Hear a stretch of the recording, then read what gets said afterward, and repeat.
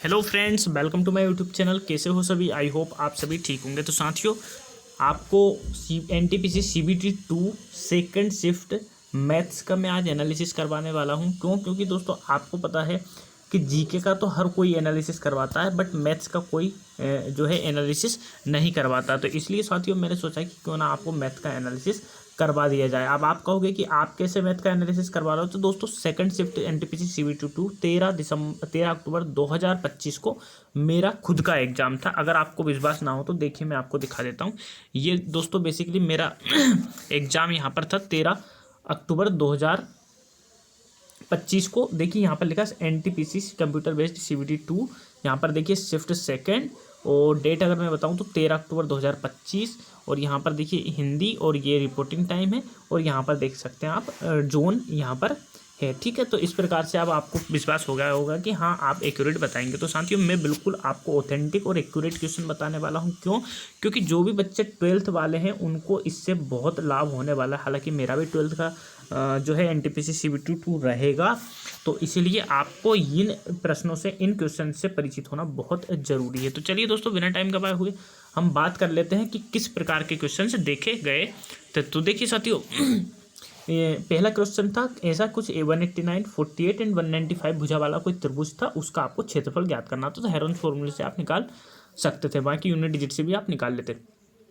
दूसरी एक्सप्रेशन दोस्तों ऐसी थी, अलजेब्रिक एक्सप्रेशन, जिसको आपको सोल्व करना था, और इसको भी आप आसानी से कर सकते थे। ठीक है साथियों, इसके बाद में अगर कहूँ तो मैं आपको एक अर्धगोला था हेमिस्फीयर, उसका क्षेत्रफल संपूर्ण पृष्ठ क्षेत्रफल इतना था, तो आपको उसकी रेडियस बतानी थी बेसिकली, है ना। ये रेडी गलत लिखा, रेडियस बतानी थी बेसिकली, है ना। चौथा ऐसा था चक्रीय चतुर्भुज LMNO, जिसमें एम एंगल 102 डिग्री था, और एल और एन दो से स्पर्श रेखा जो गई ही थी वो पी बिंदु पर मिलती थी। तो LPN बेसिकली आपको एंगल बताना था। ठीक है साथियों, तो ये 4 क्वेश्चन हो गए हमारे, यही के यही वो है।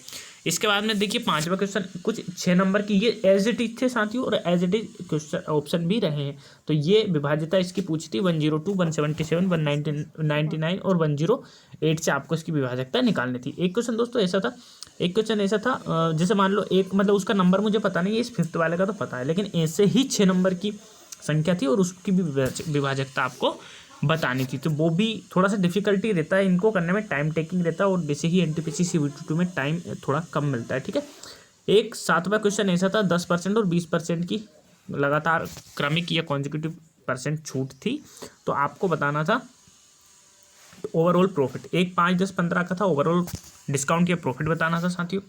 इसके बाद में अगर क्वेश्चन नंबर में 9 पे आऊँ तो एक ऐसा था, किसी बस स्टॉप से 8 मिनट के अंतराल से बसें निकलती है 24 किलोमीटर पर आवर की स्पीड से, और विपरीत दिशा से आ रहे व्यक्ति 6 मिनट के अंतराल से उन बसों को मिलता है, तो व्यक्ति की चाल आपको बेसिकली बतानी थी। एक ऐसा था 8 सेंटीमीटर त्रिज्या और 15 सेंटीमीटर ऊंचाई वाले लंबवृत्तीय शंकु का कुल पृष्ठीय क्षेत्रफल आपको बेसिकली बताना। ठीक है साथियों, इसके बाद में यहाँ पर देखिए कुल कर लेना आप, यहाँ पर कुल हो जाएगा। एक ऐसा था, एक दुकानदार ऐसे बाट का, ये यहाँ पर बाट हो जाएगा, प्रयोग करता है जिसमें उस पर अंकित जो वजन था ना, अंकित वजन के 37% एक्चुअल में उसका वजन था, तो उसका परसेंटेज लाभ आपको बताना था। एक ऐसे अलजेब्रिक एक्सप्रेशन थी साथियों।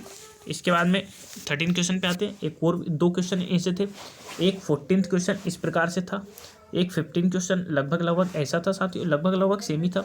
इसके बाद 16 एक ऐसा आया था कि इनमें से कौन सी जो है सबसे बड़ी भिन्न है। एक आया था 12,000 रुपये पर 10% वार्षिक दर से 2 साल का चक्रवृद्धि ब्याज।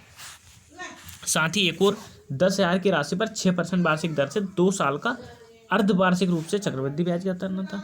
एक क्वेश्चन ऐसा था साथियों, किसी हॉस्टल में 80 विद्यार्थी थे, 30 और विद्यार्थी आ जाते हैं, तो उनका जो दैनिक औसत खर्च था वो 260 रुपये बढ़ जाता है, लेकिन कुल औसत 6 कम हो जाता है, तो प्रारंभिक औसत बेसिकली बताना था उसमें। ये एज इट इज क्वेश्चन थे साथियों।